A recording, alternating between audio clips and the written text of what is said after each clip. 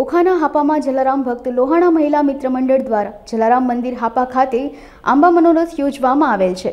જલારામ મંદિર હાપા ખાતે આવેલ મંગલા વિઠલેશ ગૌશાળામાં બિરાજતા ગિરિરાજજી ખાતે આંબા મનોરથનું આયોજન કરવામાં આવ્યું હતું।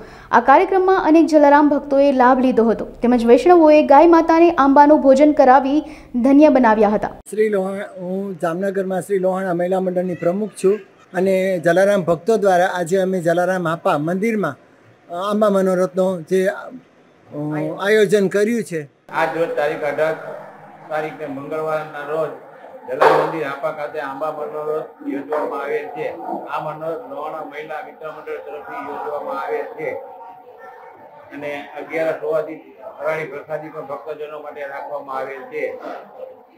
જલારામ સેવા ટ્રસ્ટ દ્વારા પ્રભુદાસ શિવજી કોટેચાર ક્ષેત્ર હોલ ખાતે આજે 20-25 વર્ષથી આ વિશ્વ નિગમ નારેલમાં અંશ ક્ષેત્ર ચાલુ છે।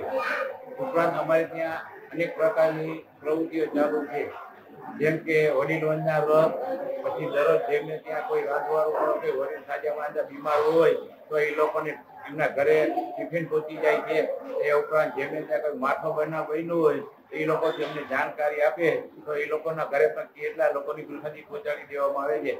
આ પ્રસાદી પહોંચાડવાનું કારણ એક જ હતું કે જેના ઘરે માટો બનાવ બન્યો હોય એ સૂતકવાળું ઘર કહેવાય, એટલે એના ઘરે કોઈ પ્રસાદી લે નહીં, પણ જલારામ મંદિરેથી પ્રસાદી ગઈ હોય તો કોઈને બાદ ન ગણે।